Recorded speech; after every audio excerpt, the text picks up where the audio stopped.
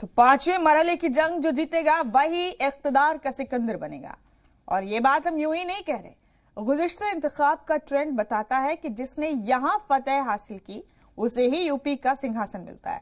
2017 में 61 में से 51 सीटें बीजेपी ने अकेले अपने दम पर जीती और आज डिप्टी सीएम केशव प्रसाद मौर्य समेत 6 लीडरान की किस्मत गुज़िश्ता रोज ईवीएम में कैद हो गई। अब देखना होगा कि 10 मार्च को कौन जीत का गुलाल उड़ाकर होली खेलेगा।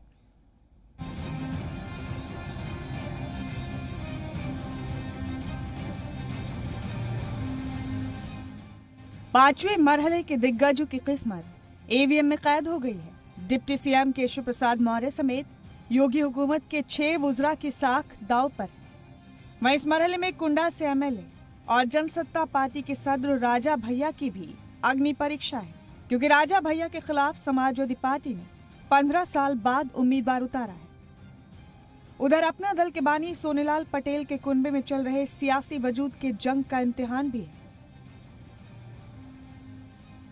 लेकिन अगर पिछले इंतखाबात का ट्रेंड देखें तो एक बात पता चल रही है कि जिसने भी पांचवें मरहले की जंग जीती वही इख्तिदार का सिकंदर बनता है। 2017 में बीजेपी ने 61 सीटों पर करीब क्लीन स्वीप किया था। बीजेपी ने पांचवें मरहले की 61 असेंबली सीटों में 90% सीटें जीतकर हिज़्ब इख्तिलाफ को बैकफुट पर धकेल दिया था। पिछले इंतखाब में 51 सीटें बीजेपी ने जीती थी, जबकि उसके मुआविन अपना दल एस को 2 सीटें मिली थी।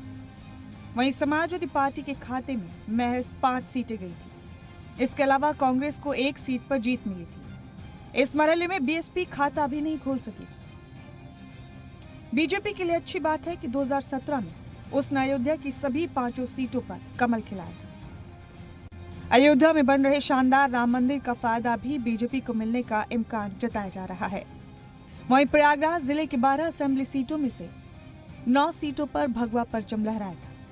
यानी माना जा रहा है कि 5वां मरहला जीतने वाले का 10 मार्च को राज तिलक होना करीब तय है।